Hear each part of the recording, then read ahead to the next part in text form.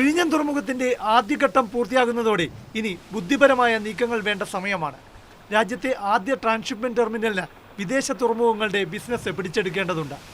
മദർഷിപ്പുകൾ എത്തുന്ന കൊളംബോ, ദുബായ് തുറമുഖങ്ങളിലേക്ക് പോകുന്ന ചരക്കുകൾ വിഴിഞ്ഞത്തേക്ക് എത്തിക്കണം. ട്രാൻസ്ഷിപ്മെൻറ്റിന് വേണ്ടിയിട്ടുള്ള റവന്യൂ എന്ന് പറയുന്നത് 75% നമ്മൾ അന്യരാജ്യങ്ങളിലുള്ള തുറമുഖങ്ങൾക്കാണ് നൽകിക്കൊണ്ടിരിക്കുന്നത്.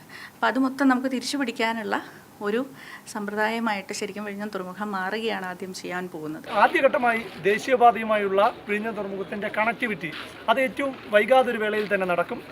പക്ഷേ കുറച്ചുകൂടി സമയമെടുക്കാൻ പോകുന്നത് വിഴിഞ്ഞം തുറമുഖത്തെ റെയിൽ കണക്ടിവിറ്റിയാണ്. ആദ്യഘട്ടം കമ്മീഷൻ ചെയ്ത് കഴിഞ്ഞാലും കടൽ മാർഗം മാത്രമേ തുടർന്നും ചരക്ക് കടത്ത് നടക്കൂ. വിഴിഞ്ഞത്തേക്ക് മദർഷിപ്പുകളിലെത്തുന്ന ചരക്കുകൾ ചെറുകപ്പലുകളിൽ മാത്രമേ രാജ്യത്തിനകത്തും പുറത്തുമുള്ള തുറമുഖങ്ങളിലേക്ക് അയക്കാനാകൂ. ദേശീയപാതയുമായി തുറമുഖത്തെ ബന്ധിപ്പിക്കുന്ന പണി പൂർത്തിയായിട്ടില്ല. തുറമുഖത്തെ റെയിൽപാതയുമായി ബന്ധിപ്പിക്കുന്ന ഭൂഗർഭ റെയിൽ പദ്ധതിയുടെ DPR അംഗീകരിച്ച ഘട്ടത്തിൽ മാത്രമാണ്. തുറമുഖ നിർമ്മാണത്തിന്റെ അവസാന ഘട്ടത്തിൽ മാത്രം ഇതിന്റെ പൂർത്തീകരണം പ്രതീക്ഷിച്ചാൽ മതി. പദ്ധതിക്കായി 61.83% തുക സംസ്ഥാന സർക്കാരാണ് വഹിക്കുന്നത്. കേന്ദ്ര സർക്കാരിൻ്റെ VGF ഗ്രാൻറ്റ് എന്ന സഹായത്തിന് പകരമായി ലഭിക്കുന്ന ലാഭവിഹിതത്തിൻ്റെ ഷെയറാണ് ചോദിച്ചിരിക്കുന്നത്. തുറമുഖത്തിന് 8,680 കോടി രൂപയാണ് ആകെ മുതൽ മുടക്ക്. വിഴിഞ്ഞം തുറമുഖ പദ്ധതിയുടെ ക്രെഡിറ്റ് എല്ലാവർക്കും വേണം.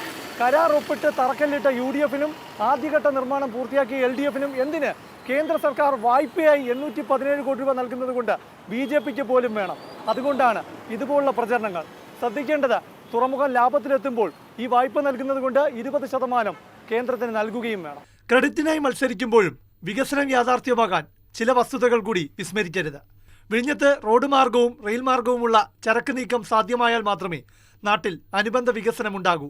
അതിനാൽ വിഴിഞ്ഞം തുറമുഖത്തിലൂടെ നാടിന്റെ മുഖച്ഛായ മാറ്റാൻ ക്രെഡിറ്റ് എടുക്കാൻ കാണിക്കുന്ന ആർജവം സർക്കാർ പുറത്തെടുക്കേണ്ടി വരും. പ്രശാന്ത് കൃഷ്ണ, മാതൃഭൂമി ന്യൂസ്, തിരുവനന്തപുരം.